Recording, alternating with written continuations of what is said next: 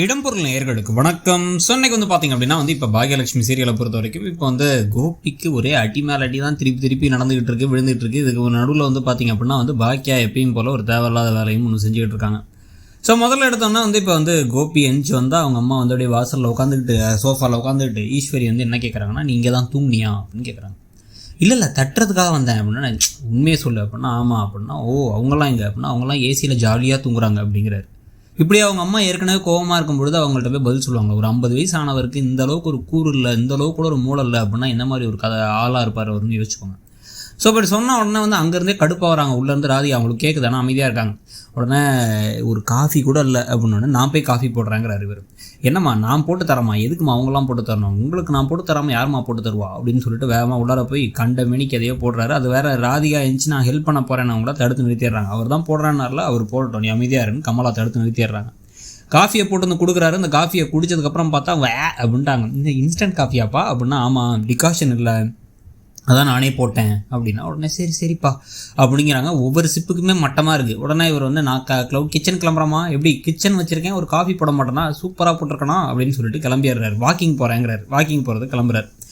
அவர் கிளம்புன உடனே இவங்க என்ன பண்ணுறாங்க அப்படின்னா, குடுன்னு ஓடி போய் அந்த காஃபியை கொட்டிட்டு இதெல்லாம் குடிக்கணும்னு எனக்கு தலையெழுத்தா அப்படின்னு திரும்புகிறாங்க. திரும்பினா ராதிகாவும் கமலாவும் நின்று காஃபி நல்லா இருந்துச்சா அப்படிங்கிற மாதிரி பார்க்க, உடனே என்ன பார்க்குறீங்க, நான் போகிறேன் அப்படின்னு சொல்லிட்டு வேகமாக கிளம்பி கிளம்பி போகிறாங்க. வாக்கிங்க்கு நான் என்னுடைய ஓன் பேஸ்லேயே நடந்தால் தான் கரெக்டாக இருக்கும், உன் கூட உன் வேகத்தினால் நடக்க முடியாதுன்னு கிளம்பி வர. அங்கே பார்த்தீங்க அப்படின்னா ஏற்கனவே தாத்தாவும் ராமமூர்த்தியும் பாக்கியாவும் வாக்கிங் வந்துட்டுருக்காங்க. அவங்க வந்ததுக்கப்புறமா என்னத்தை நல்லா இருக்கீங்களான்னு கேட்டால் பதிலே சொல்ல மாட்டாங்க. இவங்க வீட்டை விட்டு கிளம்புறேன்னு பாக்கியா இல்லாத போது முடிவு பண்ணிட்டு வேகமாக பையை தூக்கிட்டு புள்ள விட்டு கிளம்புவாங்களாமா. கிளம்பிட்டு ஆனால் பாக்கியா போகிறதுக்கு எதுவுமே சொல்லாங்கனால கோவப்படுவாங்களாமா. இதெல்லாம் கேட்கறதுக்கே நமக்கு ஒரு மாதிரி எரிச்சலாக இருக்குது. ஆனால் பாக்கியாவுக்கு அப்படிலாம் இல்லை. கேட்டால் அவங்க எனக்கு இன்னொரு தாய் மாதிரி அப்படிங்கிறாங்க. அட போமா பேக்கு அப்படின்னு இருக்கு நமக்கு. ஸோ இதுக்கு நடுவில் ராமமூர்த்திகிட்ட கொஞ்சம் கொஞ்சமாக ஈஸ்வரி புலம்புறாங்க. ஏன்டா போனோன்றது, இவன் ஒரு காஃபி போட்டு கொடுத்தான், வேப்பெண்ணெயில் செஞ்சு கொடுத்த மாதிரி போட்டு கொடுத்த மாதிரி இருந்துச்சு, 40 தடவை வாய்க்கு போயிடுச்சினேன். இது இல்லாமல் பார்த்தீங்கன்னா அவங்க என்னென்னா நைட்டு அவள் உப்புமா செஞ்சு கொடுக்குறாங்க அப்படின்னா, எனக்கெலாம் ரொட்டியும் ஓட்ஸும் கொடுத்தாங்க, உனக்கு அவள் உப்புமாவா, பரவாயில்ல நல்ல சாப்பாடு போலையே அப்படிங்க. கடுப்பாக இருக்குது, என்ன பண்ணுறதுன்னு தெரில. ஆனால் நான் முடிவு பண்ணிட்டேன், கமலாவை அந்த வீட்டை விட்டு துரத்துறதுக்காகவே நாங்கள் இருக்க போகிறேங்கிறாங்க. கமலாவை எதுக்குங்க நீங்கள் வீட்டை விட்டு துரத்துறீங்க, எனக்கு ஒன்றும் புரியல. கமலா தன்னுடைய மகள் ப்ரெக்னெண்ட்டாக இருக்கவங்கள பார்த்துக்கிறதுக்கு அங்கே இருக்காங்க. நீங்கள் அங்கே போய் உட்காந்துக்கிட்டு ரூமையும் எடுத்து வச்சுக்கிட்டு அவங்க மேலே பழிய தூக்கி போட்டுட்ருக்கீங்கன்னு பார்க்கும்போதே நமக்கு ஒரு மாதிரி சரி விடுங்க, ஏதோ கதையை எப்படியோ கொண்டு போயிட்டு இருக்க மாதிரி தெரியுது. இதுக்கு நடுவில் அமிர்தா வேற அழுதுகிட்டே வேற ஜெனி எனக்கு இன்னொரு தங்கச்சி அக்கா மாதிரி, அவங்கள போய் நான் தப்பாக நினைப்பேனா, அவங்கள போய் நான் கஷ்டப்படுத்துவேனா அப்படின்லாம் பேசிகிட்டு இருக்காங்க.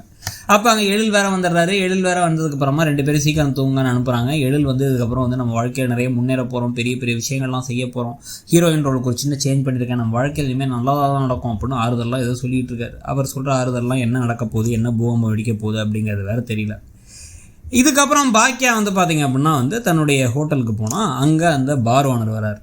அவர் பாருக்கு திறப்புழாக்காக பத்திரிக்கை கொடுக்க வந்திருக்கேன் அப்படின்னு கொடுத்துட்டு, பரவாயில்ல இங்கேயே இவ்வளோ கூட்டம் வருது உங்கள் ஹோட்டலுக்கு, ஏன்னா எனக்கு இன்னும் நிறைய கூட்டம் வரும் அப்படின்லாம் பேசிட்டு கிளம்புறாரு. செல்வி டக்குன்னு ஜூஸ் காசு கொடுங்கங்கிறாங்க.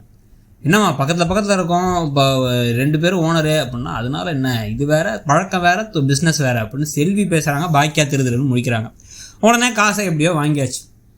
காசு கொடுத்து அவர் கிளம்பிடுறாரு. கிளம்புனதுக்கப்புறம் எல்லாரும் சேர்ந்து பேசுகிறாங்க. எங்களெல்லாம் பாருக்கு பக்கத்துலலாம் அனுப்ப மாட்டாங்க, பிரச்சனை பண்ணுவாங்க, உள்ளார கண்ணாடியை போட்டு உடப்பாங்க, நம்மளாம் லேடிஸாக இருக்கணும், பிரச்சனை காசு தர மாட்டேங்குவாங்க, அப்படி இப்படின்னு பேச பயமுறுத்தாதீங்க, எது நடந்தாலும் சரி நம்ம பார்த்துக்கலாம் அப்படின்னு கையில் பத்திரிக்கையோடு யோசிக்கிறாங்க பாக்கியா. அதோடு இன்றைக்கி எபிசோட் முடியுது. ஸோ இன்றைக்கி எபிசோடை பற்றி நீங்கள் நினச்சிங்கிறத சொல்லுங்கள். தேங்க்யூ.